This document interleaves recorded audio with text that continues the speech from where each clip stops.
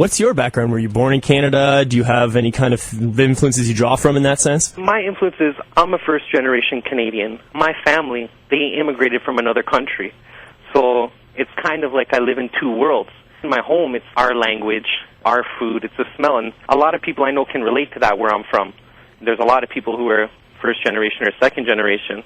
And then there's people who have been here for even longer than that, and they have even deeper history of where we are right now. So I just try to draw from people and from music. I like people. People are cool to me, you know, when people are just themselves, and music is something everybody likes. So if I can use my experience growing up talking to people and learning about them, try to incorporate it, involve everybody. That's the thing with music. It's about involvement. We're doing the first step talking. When we get on the air, we're involving ourselves. We're going to try to involve the audience. So are there any particular genres or styles that you currently enjoy? Now, I know that you mentioned that, try to take every single influence in. Is there anything that's in your music device playing steady right now that you're really feeling? I wouldn't say there's one personal thing because, like I said, I feel all kinds of music, whether it's from hip-hop, funk, dance hall. Again, to me, music is just another word for people. It honestly is. The more I get to know people, the more I get to know about music. I can't say that there's one particular song. I've never been that type of person going, there's a one song. But there's always that beat. When I hear that beat, when I hear a song, whether it's rock, hip-hop, doesn't matter the genre, when I hear that one part, but whatever it is, it just makes me go into La La Land. I don't know why. For a lot of people who really do enjoy music and have a passion for it, that's a common thread. For me, too. I'll be sitting there listening to whatever it could be. It could be classical, it could be reggae, it could be hip-hop. Something catches your ear, and you're just like, wow, that's crazy. And you vibe with it, and it really touches you. I feel you on that. Yeah, it's just a connection. I'm a first generation, but there's a connection with everybody. I learned that. It might sound silly. Even though we're in this year, we've all met each other years before, maybe hundreds, maybe not in the same form, but music is a thing that attaches us. It's funny, but it's true. Absolutely. So we're going to play a couple of tracks. This is Higha Level. The first track is Move with the Maestro. Move with the Maestro. It's 89, yo. This year is my year. Fundamentally Sound, talking with Higha Level. You there? Yeah, I'm not going anywhere, I promise. I'm not one of those types that runs away from people. Man, you're killing it right now. We just got another phone call in that musical interlude. But something that you mentioned that I was just really interested in, I kind of want to pick up on, mentioning about how the internet has changed the music business. The internet's a big thing in Canada. 75% internet penetration, top 5 in the world piracy. Internet is a good way to connect with people, especially when we're in Canada and we don't got a lot of money for promotion. No, for sure. You talked about business models. Now, I'm just wondering if you want to expand a bit on that, for example, in terms of how you distribute music and how you get it out to the masses. What do you think would be a very lucrative model? Not that we're after money, a successful model or an efficient model to distribute music right now? We're in Canada again, top 5 piracy in the world. Nobody buys music in Canada. People got to be realistic. Again, business models.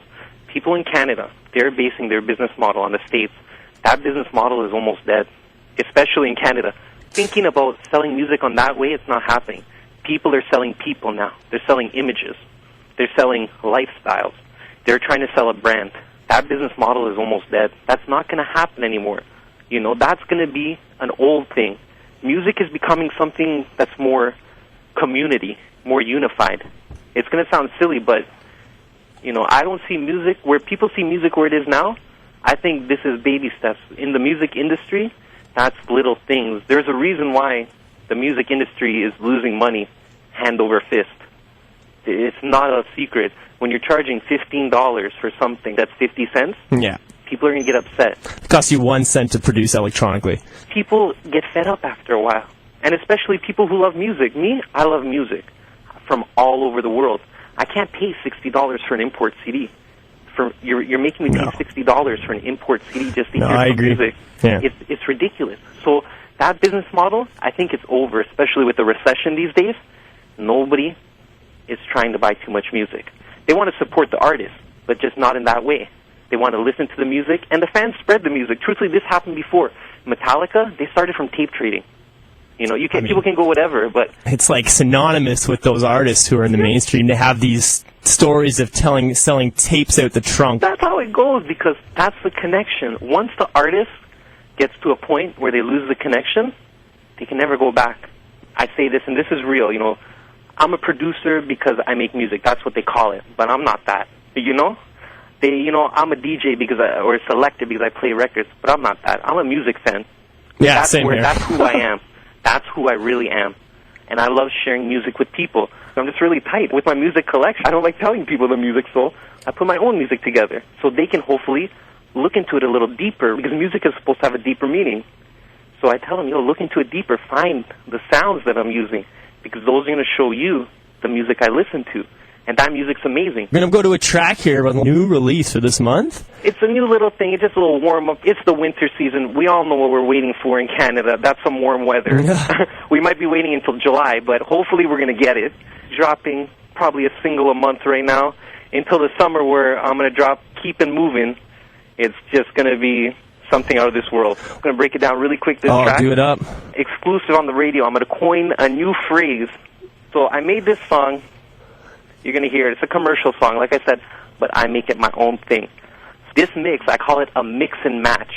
Basically what I do is I do a blend in the beginning, and then after that, I just do a crazy break of 15 genres. If you listen in the middle, there's about, as I said, 15 genres of music there. Just to let everybody know, I can do any style of music anytime I want, if I feel like it. It's about feelings. And right now, I have a feeling that this track is going to be a little different for some people, but